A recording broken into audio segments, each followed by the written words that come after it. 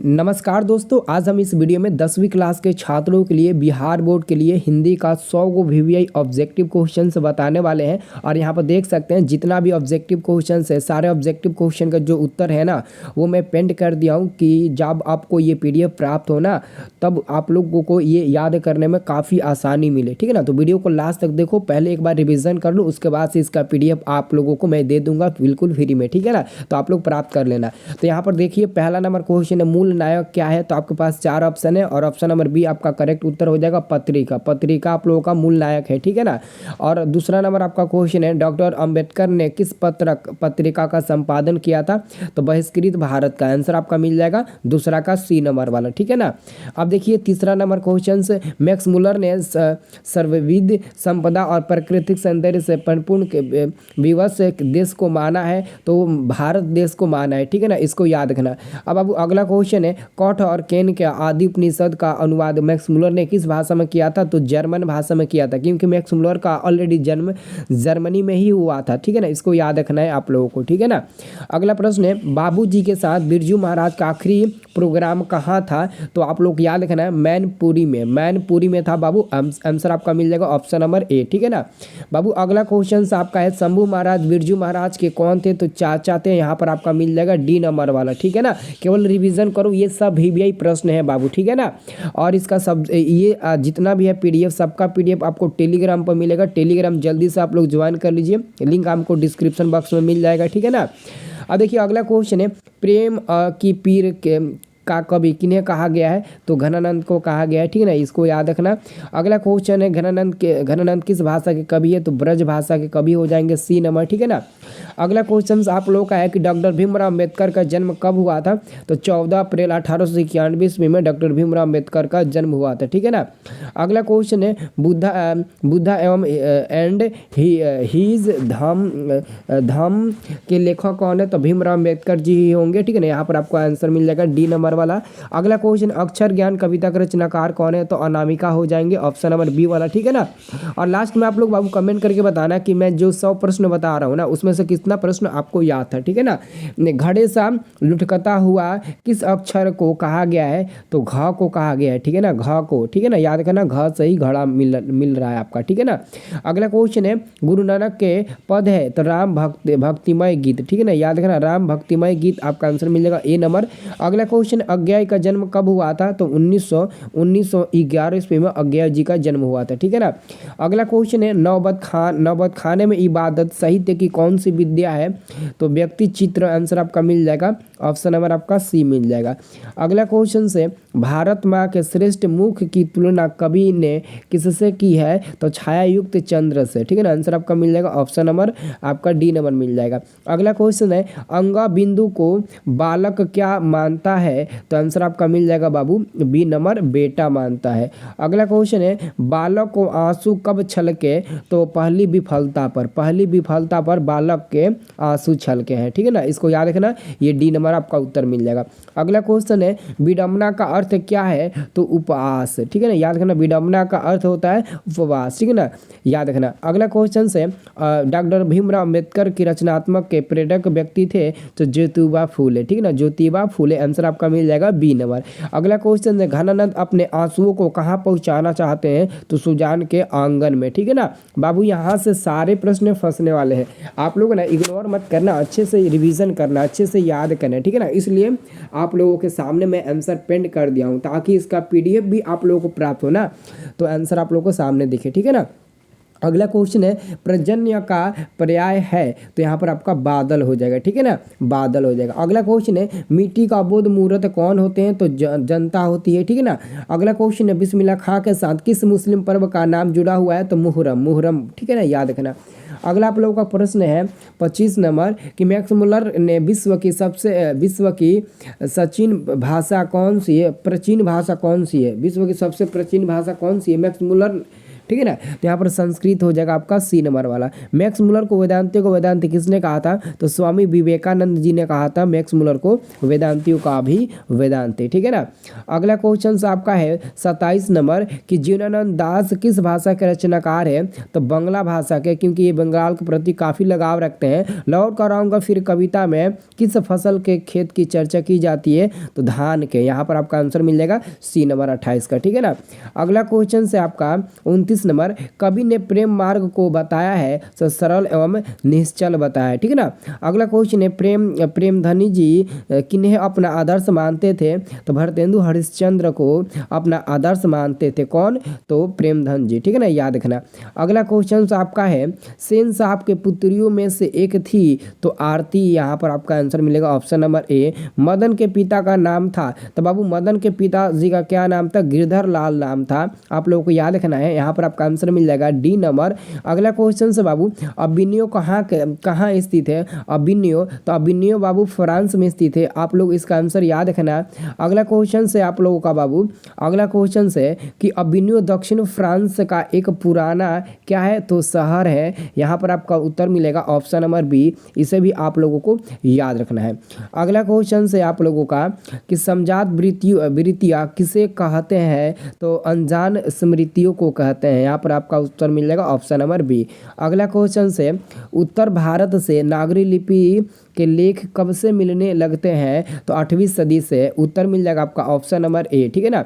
अगला क्वेश्चन से रंगीन बादलों के बीच कौन लौटते होंगे, तो सारस, ठीक है, क्या हो जाएगा, सारस हो जाएगा ऑप्शन नंबर सी। अगला क्वेश्चन से रूपसा क्या है, तो बंगाल की नदी है बाबू। क्या है, तो बंगाल की नदी है। यहाँ पर आंसर मिलेगा ऑप्शन नंबर ए। अगला क्वेश्चन से कि सेन साहब अपने पुत्र को क्या बनाना चाहते थे, तो बिजनेसमैन इंजीनियर बनाना चाहते हैं, बिजनेसमैन या इंजीनियर बनाना चाहते हैं। सेन साहब का मित्र क्या था, तो पत्रकार था। सेन साहब का जो मित्र था वो एक पत्रकार था, ठीक है ना। अगला क्वेश्चन से रामायण की रचना किस भाषा में है, तो संस्कृत में है। बहादुर का बाप मारा गया था, तो युद्ध में बहादुर का बाप मारा गया था, याद रखना है। अगला क्वेश्चन से आपका 43 नंबर कि प्रेमधन ने किस संस्था की स्थापना की, तो रसिक समाज की स्थापना किया था। अगला क्वेश्चन है जिन जनपद किसकी कृति है, तो प्रेमधन जी की है। यहाँ पर आंसर मिल जाएगा आपका ऑप्शन नंबर ए। अगला क्वेश्चन कुमार गंधर्व है, तो शास्त्रीय गायक है, ये हमारा शास्त्रीय गायक हो जाएगा। अगला क्वेश्चन है संधि के कितने भेद होते हैं, तो संधि के 3 भेद होते हैं, स्वर संधि, व्यंजन संधि और विसर्ग संधि, यही 3 होता है ना बाबू। अगला क्वेश्चन से किसे वाराणसी से पास सोने के सिक्के से भरा एक घड़ा मिला था, तो बारे हैंगस्टन्स को मिला था, याद रखना, इसका सही उत्तर मिल जाएगा। अगला क्वेश्चन नाखून क्यों बढ़ते हैं, गद्य की कौन सी विद्या है, तो ललित निबंध है, जिसके लेखक है हजारी प्रसाद द्विवेदी और उनका जन्म हुआ था 1907 ईस्वी में। इसको भी आप लोगों को याद रखना है, ठीक है ना। अब बाबू अगला क्वेश्चन देखिए। अगला क्वेश्चन है कासू मदन के साथ किस खेल में शरीक होना चाहता था, तो लट्टू के खेल में वो भी शामिल होना चाहता था, ठीक है ना। अगला क्वेश्चन है लड़कियां क्या है, कठपुतलियां है, किसे इस बात पर गर्व है, तो माता पिता को। लड़कियां क्या है, तो कठपुतलियां है, इस बात का गर्व किसे होता है, तो माता और पिताजी को होता है। अगला क्वेश्चन बाबू 51 नंबर पर हम लोग आ चुके हैं, लेकिन अभी तक आप लोगों ने वीडियो को लाइक नहीं आया तो लाइक करिए। मैं आपके लिए दिन रात एक करके मेहनत कर रहा हूँ, ठीक है ना। और बाबू जैसे ही आपका छठ समाप्त होगा ना, वैसे ही जब स्टूडियो पर हम प्रवेश करेंगे तो डिजिटल बोर्ड पर मैथ का सब्जेक्टिव हम लोग क्वेश्चन करने लगेंगे, ठीक है ना। अब देखिए जिसके शिखर पर चंद्र हो के लिए एक शब्द होता है, तो चंद्रशेखर हो जाएगा। रेनर मारिया रील के द्वारा रचित कविता है, तो मेरे बिना तुम प्रभु, यही आपका उत्तर हो जाएगा सही, ठीक है ना, 52 का। अब देखिए अगला क्वेश्चन आपका है द्विवेदी जी से किसने पूछा नाखून क्यों बढ़ते हैं, तो छोटी लड़की ने पूछा था द्विवेदी जी से कि नाखून क्यों बढ़ते हैं। अगला क्वेश्चन है स्वदेशी शीर्षक पाठ के रचनाकार कौन है, तो प्रेमधन जी हो जाएंगे, सही उत्तर डी नंबर वाला होगा। अगला क्वेश्चन है कुंवर नारायण रचित पाठ है, तो एक वृक्ष की हत्या, उत्तर मिल जाएगा आपका बी नंबर, ठीक है ना। अगला क्वेश्चन है बुद्धिज्म एवं कम्युनिज्म के लेखक कौन है, तो बाबा साहब भीमराव अम्बेडकर जी हो जाएंगे, ठीक है ना, याद रखना, जिनका जन्म 14 अप्रैल 14 अप्रैल कब हुआ था? 14 अप्रैल 1891 ईस्वी में इनका जन्म हुआ था और मृत्यु हुआ था 1956 ईस्वी में दिल्ली में, ठीक है ना, याद रखना। अगला क्वेश्चन है, जापान पर परमाणु बम गिराया गया था, तो अमेरिका ने गिराया था सबसे पहले जापान पर परमाणु बम, आप लोग को याद रखना है।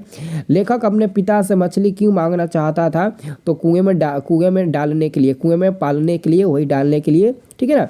अगला क्वेश्चन है, प्रेमधन का जन्म कहाँ हुआ था? तो मिर्जापुर में हुआ था प्रेमधन जी का जन्म, ठीक है ना। कवि के अनुसार भारतीय को क्या अच्छा लगने लगा है? तो इनमें से सभी, जैसे कि विदेशी वेशभूषा, विदेशी चाल चलन, विदेशी रहन सहन, ये सब मतलब कि भारतीय लोगों को अब अच्छा लगने लगा है, क्योंकि विदेश रहने लगे हैं, इसलिए विदेश की सारी मतलब कि उनकी हरकतें पसंद आने लगी है। मनुष्य को नाखून की ज़रूरत कब थी? तो जंगली जीवन में नाखून की ज़रूरत है, लेकिन अब नाखून का कोई ज़रूरत नहीं है, ठीक है ना। कौन नाखून को जिलाया जा रहा है? तो प्रकृति हमारे नाखून को जिलाया जा रहा है, ठीक है ना। अगला क्वेश्चन है, पिताजी ने बाजार से कितनी मछलियाँ खरीदी थी? तो आंसर मिलेगा आपको ऑप्शन नंबर बी, 2 खरीदी थी। कितने? 2 खरीदी थी, ठीक है ना। अगला क्वेश्चन से, पेड़ पर कमरा किनकी रचना है? तो विनोद कुमार शुक्ल जी का, ऑप्शन नंबर मिलेगा डी नंबर बाबू। 65 नंबर क्वेश्चन पर आ चुके हैं। कविता नहीं मतलब कि इनमें से कौन कविता नहीं है? तो शिक्षा और संस्कृति, ये कविता आपका नहीं है बल्कि शिक्षा शास्त्र, शायद ऐसे ही करके है, ठीक है ना। इसका आंसर आपका मिलेगा डी नंबर। अगला क्वेश्चन से आपका 66 नंबर, भारतीय संविधान के निर्माण में महत्वपूर्ण भूमिका किसकी है? तो बाबा साहेब भीमराव अम्बेडकर जी की है, ठीक है ना। अगला क्वेश्चन से आपका है, कवि ने जलपात्र किसे कहा है? तो भक्त को कहा है। कौन अपना अर्थ खो बैठेगा? तो भगवान अपना अर्थ खो बैठेगा। तो यहाँ पर आपको उत्तर मिल जाएगा ऑप्शन नंबर ए। अगला क्वेश्चन है, फ्रांस का प्रमुख कला केंद्र क्या है? तो ए और बी दोनों जगह, एफिल टावर और अबिन्यो, ठीक है ना, याद रखना। लाल शत्रुज क्या है? तो ईसाई मठ है बाबू, सी नंबर आपका सही उत्तर हो जाएगा। 71 नंबर क्वेश्चन है, पिकासो क्या थे? तो चित्रकार थे। सुजान सागर किसकी कृति है? तो सुजान सागर किसकी कृति है? घनानंद जी का हो जाएगा, डी नंबर वाला सही उत्तर मिलेगा। अगला क्वेश्चन से, मछली से कौन डरता था? तो संतु मछली से डर रहा था, मतलब कि डर रहा था, ठीक है ना। मसाला कौन पीस रही थी? तो लेखक की माँ मसाला पीस रही थी मछली को बनाने के लिए। अगला क्वेश्चन है, द्विवेदी जी ने निर्लज्ज अपराधी किसे कहा है? तो नाखून को कहा है। शिक्षक का अर्थ क्या होता है? तो मोम होता है बाबू, क्या होता है? मोम होता है, यानी कि डी नंबर वाला सही उत्तर होगा। अगला क्वेश्चन आपका है कि सुमिंद्रानंद पंत ने मिट्टी की प्रतिमा उदासीनी किसे कहा है? तो भारत माता को कहा है, सही उत्तर मिल जाएगा डी नंबर। अगला क्वेश्चन आपका है, पंत को किस रचना पर ज्ञानपीठ पुरस्कार प्राप्त हुआ था? तो चिदम्बरा, ठीक है ना, याद करना, चिदम्बरा, ठीक है ना। अगला क्वेश्चन है, लहूलुहान कौन भटकेंगे? तो भगवान के पैर, ठीक है ना, इसका आंसर याद रखना। किसका शानदार लबादा गिर जाएगा बाबू? तो प्रभु का शानदार लबादा गिर जाएगा, ठीक है ना। मैं आप लोगों को बाबू ना पूरे मतलब कि 500 ऑब्जेक्टिव क्वेश्चंस बताऊंगा 100 करके 3-4 वीडियो में, तो वीडियो को ज़रूर आप लोग देखते रहना, ठीक है ना। मंगू के अलावा उसकी माँ की कितने संतानें थी? 3, और मंगू को लेकर 4, ठीक है ना, 2 पुत्र 2 पुत्रियाँ, ठीक है ना। अगला क्वेश्चन, बहादुर पर कितने रुपए का चोरी का इल्ज़ाम लगा था बाबू? 11 रुपये का चोरी का इल्ज़ाम लगा था। अगला क्वेश्चन से 83 नंबर, भारत कहाँ बसता है? तो गाँव में बसता है, इसे याद रखना। पारसियों में धर्म का क्या नाम है? जरथुस्त्र, यहाँ पर आपका आंसर मिल जाएगा डी नंबर वाला, क्या मिल जाएगा? डी नंबर वाला मिल जाएगा, ठीक है ना। अब देखिए 85 नंबर क्वेश्चन, प्रकृति का सुकुमार कवि किसे कहा जाता है? तो पंत जी को कहा जाता है, सुमिंद्रानंद पंत, ठीक है ना। भारत माता के संबंध में क्या सही है? तो ग्रामवासिनी आपका सही हो जाएगा, ठीक है ना, इसे याद रखना। अगला क्वेश्चन की मैं बात करूं तो अगला क्वेश्चन है 87 नंबर, हिरोशिमा कहाँ अवस्थित है? जापान में स्थित है, जहां पर अमेरिका ने मतलब कि परमाणु बम गिराया था। अगला क्वेश्चन है, देवताओं का राजा किन्हें संशोधित किया जाता है? तो इंद्र को, देवताओं का राजा इंद्र को कहा जाता है। अगला क्वेश्चन है, रेनर के पिताजी का क्या नाम था? तो जोसेफ रिल्के, ठीक है ना, जोसेफ रिल्के। अगला क्वेश्चन है, मंगमा क्या बेचती थी? तो बाबू मंगमा दही बेचने का काम करती थी, इसे याद रखना है। अगला क्वेश्चन है, डडीची की हड्डी से क्या बना था? इंद्र का वज्र बना था, 91 का आंसर मिलेगा सी नंबर। 92 नंबर प्रश्न है बाबू कि पहले दिन पपति को क्या हुआ था? काफ़ी तेज बुखार हुआ था, इसे याद रखना। अगला क्वेश्चन है, मछली काटने का काम किसके द्वारा किया जाता था? तो भग्गू के द्वारा किया जाता था। आंसर मिलेगा डी नंबर। अगला क्वेश्चन है कि घर में घुसे तो साले के हाथ पैर तोड़कर बाहर फेंक देना, ऐसा किसने कहा था? तो पिताजी ने कहा था बाबू, पिताजी ने कहा था। ऐसी बात पिताजी ने ही बोली थी। अगला क्वेश्चन है, दही वाली मंगमा कहानी का कथावाचक कहाँ से है? तो बेंगलुरु से है, क्योंकि बेंगलुरु में ही दही वाली जो मंगमा है ना, वो दही बेचने का काम करती है। दही वाली मंगमा कहानी किसे संदेश पहुंचाती है? तो बहुओं की, ठीक है ना। आंसर मिलेगा सी नंबर। अगला क्वेश्चन है, दिनकर की रचना है? तो उर्वशी रामधारी सिंह दिनकर जी का रचना है। अगला क्वेश्चन है 98 नंबर, जनतंत्र का जन्म कविता में कवि किसे शक्तिशाली कहा है? तो जनता को कहा है। आंसर मिलेगा आपका ए नंबर। अगला क्वेश्चन है 99 नंबर कि नेपाली भाषा की लिपि क्या है? तो देवनागरी ही होगी, ठीक है ना। और नागरी लिपि आरंभिक लेख मिले हैं तो दक्षिण भारत से, ठीक है ना। तो मैंने आपको पूरा टोटल 100 ऑब्जेक्टिव का रिवीजन कराया, और इसमें से जो प्रश्न आपको नहीं आता उम्मीद करते हैं कि याद हो गया होगा। और जो लोगों को ये वीडियो पसंद आएगा एक लाइक ज़रूर करना, और इसके आगे 100 से अब 200 ऑब्जेक्टिव देखना चाहते हैं तो कमेंट आप लोग ज़रूर करना, ठीक है ना। अब आपको नेक्स्ट वीडियो मिलेगा 100 से 200, फिर नेक्स्ट मिलेगा 200 से 300, फिर नेक्स्ट मिलेगा 300 से 400, फिर नेक्स्ट मिलेगा 400 से 500।